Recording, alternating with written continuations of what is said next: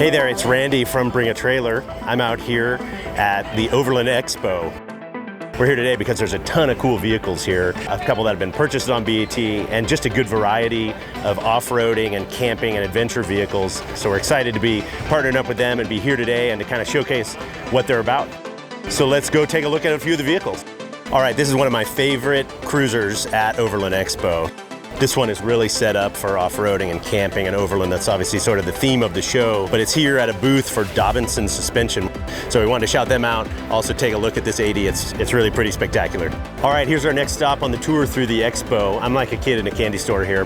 This one is the new Rivian SUV, which is electric, and it's here at the Dometic tent where they're talking about their electric refrigerators that go inside your electric adventure vehicle. So we can check that out. It's a pretty cool combination, and it kind of just shows you that this overland culture and overland experience can really be with either an old vehicle, the kind of classics we think about, the Land Cruisers, the Land Rovers, but this sort of cutting edge technology is also in the world for these people that want to be going off-road. One of the coolest things I've found about Overland Expo is you really never know what you're going to find around the next corner. So I came up this row and found this Ford truck, and looks pretty cool. I like the vintage stuff. The suspension is dialed in because it's at the Fox suspension booth, but a little bit of a closer look, it's been fully EV converted, which is kind of unusual. This is Judd from Adrenaline Industries, and there's a very special vehicle behind us. Can you tell us the basics on the truck? So we brought a 1976 Unimog 416 Doka. You can't get from the factory the 20-speed transmission in this particular civilian version.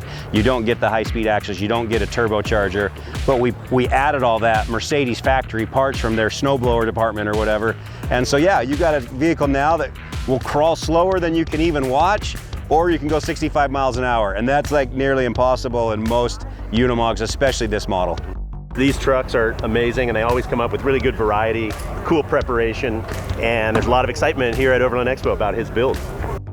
So the connection of the vintage vehicles to the modern vehicles is really interesting, right? The modern Jeeps look a lot like the CJs that we see in the collector world. The modern Bronco obviously looks a lot like this. The face on both of them is really, really similar. It lets people kind of choose whether they want the, the old steel panel carbureted experience, or do they want a totally turnkey modern vehicle. We're obviously talking a lot about Broncos on this trip. The show has Broncos like this one, which are showcasing different sorts of modifications. This one is my favorite one at the show. It's got the CBI bumper on it. It's at the CBI booth here. They also do the Prinsu rack on the top and the tent. And it's cool to walk around and kind of be inspired by that, but also compare and contrast, because right across the way here is the ARB display, which has another killer Bronco. You walk these aisles and you end up saying, do I dig that ARB bumper, or do I dig that bumper, or this winch or that winch, and this suspension and that suspension? And doing a lot of that is really what this show's about. The stock ones are really capable. We took it out on the trails last night. They have a lot of features, locking differentials and pretty sizable tires and things from the factory. So the vendor component and the experiential component right there at the expo is super cool. But for me, the best part of it is that you get out of there and you go actually have the adventures, which are why you're buying that stuff and buying those trucks in the first place. So it's been great that we've been able to put some miles on this thing and get away from the show out into the mountains that are so close here in Colorado.